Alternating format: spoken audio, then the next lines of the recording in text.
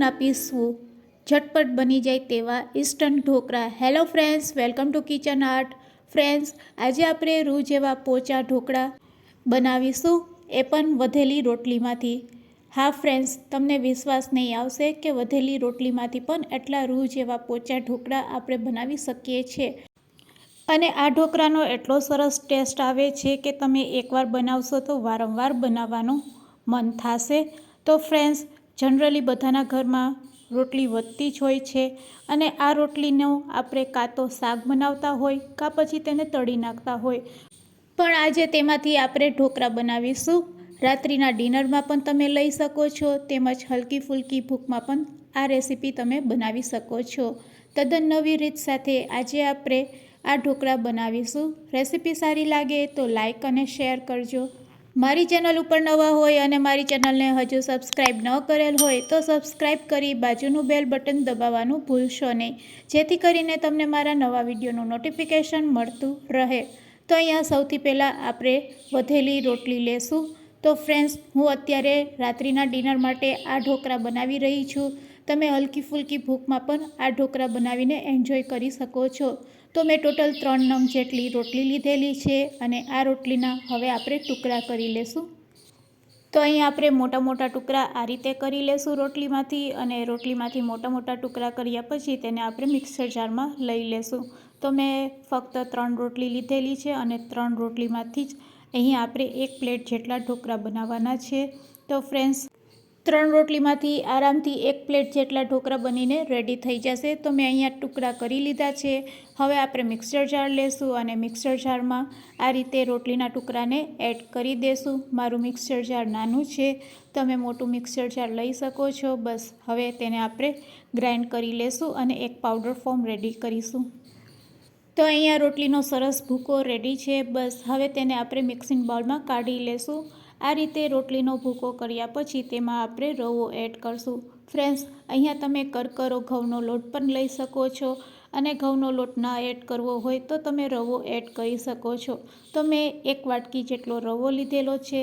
જેટલો રોટલીનો ભૂકો થાય તેટલો આપણે રવો એડ કરવાનો અને 2 ચમચી જેટલો ચણાનો લોટ એડ કરશું. ફ્રેન્ડ્સ, આટલી વસ્તુ એડ કર્યા પછી હવે આપણે તે જ વાટકીના મેઝરમેન્ટથી 1 કપ જેટલું દહીં લેશું. તો ફ્રેન્ડ્સ, આ ઢોકળા બનાવવા માટે અહીંયા આપણે મેઝરમેન્ટ માટે કોઈપણ 1 વાટકી સેટ કરી લેશું અને તે જ વાટકીના માપથી બધી વસ્તુ આપણે એડ કરતા જશું. તો આ રીતે દહીં એડ કર્યા પછી હવે આપણે તેને મિક્સ કરી લેશું. તો ફ્રેન્ડ્સ, હવે તમે તેની થિકનેસ જોઈ શકો છો. એકદમ સરસ ઘટ ખીરું આ રીતે બનીને રેડી થશે. હવે આ ખીરાને આપણે થોડુંક પતલું કરવાનું છે. તેના માટે અહીંયા આપણે પાણી એડ કરશું. અહીંયા તમે છાશનો પણ ઉપયોગ કરી શકો છો. છાશ એડ ન કરવી હોય તો પાણી એડ કરી શકો છો. તો આપણે તે જ વાટકીના માપથી 1 કપ જેટલું પાણી એડ કરશું અને તેને આ રીતે હલાવીને મિક્સ કરી લેશું. ફ્રેન્ડ્સ, હવે ખીરું કેટલું ઘટ્ટ રાખવાનું છે તે પણ હું તમને આગળ જણાવું છું. પણ આ રીતે તમારે બેટરને હલાવતું જવાનું અને બધી વસ્તુને સારી રીતે મિક્સ કરી લેવાનું, જેથી કરીને રોટલી એકદમ પોચી થઈ જશે અને રવો પણ સોફ્ટ થઈ જશે. ફ્રેન્ડ્સ, આ રીતે મિક્સ કર્યા પછી હવે તમે તેની થિકનેસ જોઈ શકો છો. હજી આપણું બેટર થોડુંક વધારે જાડું લાગી રહ્યું છે, તો તેને પાતળું કરવા માટે અડધી વાટકી જેટલું અહીંયા આપણે પાણી એડ કરશું.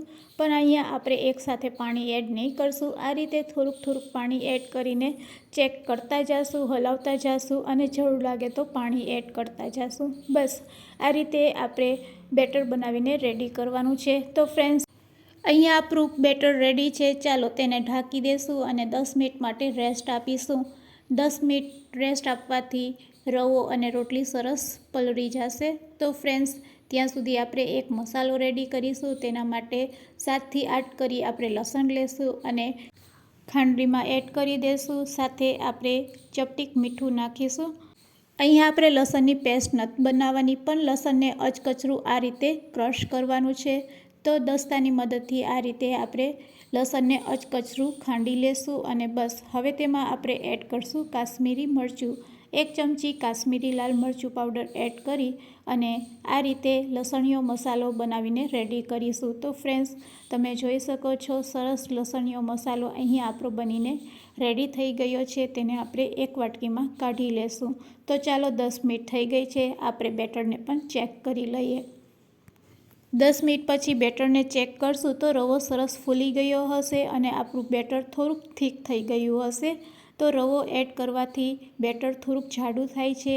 તો હવે આપણે બચેલા પાણીને પણ એડ તેમાં કરી દેશું. તો આ બેટરને બનાવવા માટે આપણે ટોટલ 1.5 કપ જેટલા પાણીની જરૂર પડે છે. હવે તમે તેની થિકનેસ જોઈ શકો છો. અહીંયા એકદમ સરસ આપણું બેટર પલળીને રેડી થઈ ગયું છે.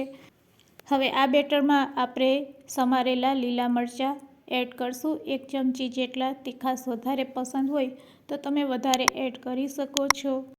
હવે આદુનો ટુકડો લેશું અને તેને આ રીતે ખમરીને એડ કરશું. તો ફ્રેન્ડ્સ, આદુનો પણ સ્વાદ એટલો જ સરસ લાગે છે આ ઢોકળામાં. હવે અડધી ચમચી જેટલું મીઠું એડ કરી દેશું સ્વાદ અનુસાર અને બસ અડધી ચમચી હળદર પાવડર એડ કરી દેશું. બસ એટલા જ ઇન્ગ્રીડિયન્ટ્સ એડ કર્યા પછી તેને સારી રીતે આપણે મિક્સ કરી લેશું. અને હા ફ્રેન્ડ્સ, જો કોથમરી હોય ઘરમાં તો ચોક્કસથી એડ કરજો. તેનો સ્વાદ પણ ખૂબ જ સરસ આવે છે. તો હવે ઢોકળાને એકદમ સ્પોન્ચી અને રૂ જેવા બનાવવા માટે અહીંયા આપણે ઈનોનો ઉપયોગ કરીશું.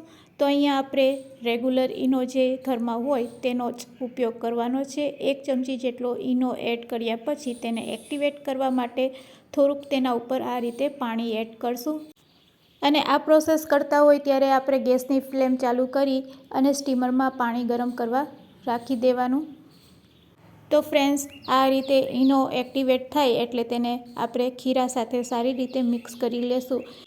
તો ફ્રેન્ડ્સ, આ રીતે બેટર બનાવ્યા પછી ખાવામાં તે ડૂચા જેવા ન લાગે તેના માટે અહીંયા આપણે એક સિક્રેટ વસ્તુ નાખીશું. તે છે તેલ. 1 ચમચી જેટલું જો તમે તેલ એડ કરશો અને આ રીતે તેને હલાવશો. તેલ નાખ્યા પછી એકદમ બેટરને ધીરે ધીરે એક જ ડાયરેક્શનમાં આ રીતે હલાવશો એટલે ખીરું એકદમ એક્ટિવેટ થશે, ફૂલશે અને અંદર સુધી તેલ વયું જશે, જેના કારણે ખાતી વખતે આ ઢોકળા એટલા ટેસ્ટી લાગશે કે તેની વાત ન પૂછો. તો ફ્રેન્ડ્સ, આ રીતે જો તમે બેટર બનાવીને રેડી કરશો તો ઢોકળા તમારા એકદમ પરફેક્ટ બનશે. તો હવે આપણે જે પ્લેટમાં ઢોકળા બનાવવાના છે તે પ્લેટને આપણે તેલથી ગ્રીસ કરી લેશું અને ઢોકળાના બેટરને તેમાં એડ કરશું. તો ફ્રેન્ડ્સ, આટલા બેટરમાંથી એક પ્લેટ આરામથી બની જાય છે. અને આ રીતે પ્લેટમાં સેટ કર્યા પછી હવે આપણે લસણવાળી ચટણી તેના ઉપર આ રીતે સ્પ્રેડ કરી દેશું એટલે ઢોકળા લસણિયા ઢોકળા બનશે. અને આ ઢોકળા ખાવાની એટલી મજા પડે છે કે તેની વાત ન પૂછો. તો ફ્રેન્ડ્સ, અહીંયા આપણું પાણી પણ સરસ ગરમ થઈ ગયું છે. તો બસ હવે આ પ્લેટને આપણે તેમાં સેટ કરી દેશું અને તેને લીડથી ઢાંકી દેશું. લીડથી ઢાંક્યા પછી હાઈ ફ્લેમ ઉપર 5 થી 7 મિનિટ માટે તેને પકાવીશું. 7 મિનિટ થઈ ગઈ છે અને તમે ફ્રેન્ડ્સ જોઈ શકો છો, વાવ, આપણા ઢોકળા એટલા સરસ રેડી થયા છે કે કોઈને વિશ્વાસ નહીં આવશે કે વધેલી રોટલીમાંથી આ ઢોકળા બનાવેલા છે અને એ પણ ઇન્સ્ટન્ટ. અને વળી તેના ઉપર આપણે લસણવાળી ચટણી આ રીતે સ્પ્રેડ કરેલ છે એટલે કોઈ પણ ચટણીની જરૂર નહીં પડશે જ્યારે તમે આ ઢોકળા ખાશો. તો ફ્રેન્ડ્સ, હવે આપણે ગેસની ફ્લેમ બંધ કરી દઈશું અને ઢોકળાને આ રીતે ચેક કરી લેશું. તો અહીંયા આપણા ઢોકળા એકદમ સરસ બનીને રેડી થઈ ગયા છે.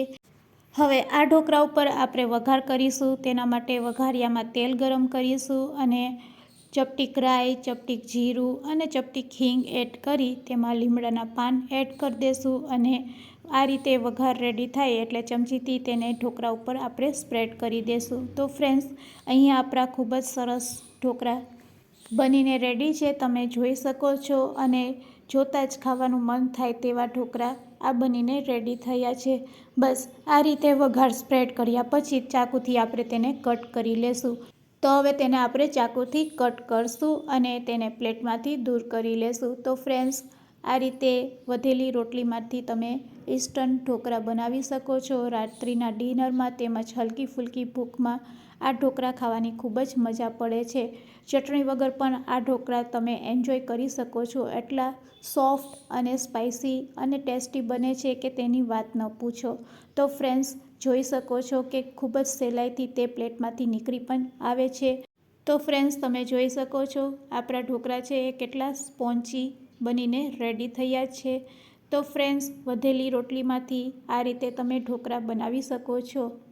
તો ફ્રેન્ડ્સ, આજની રેસીપી કેવી લાગી તે મને કમેન્ટ્સમાં જરૂરથી કહેજો. અને રેસીપી સારી લાગી હોય તો તમારા ફ્રેન્ડ્સ, મિત્ર અને ગ્રુપમાં શેર કરવાનું ભૂલશો નહીં. Thanks for watching.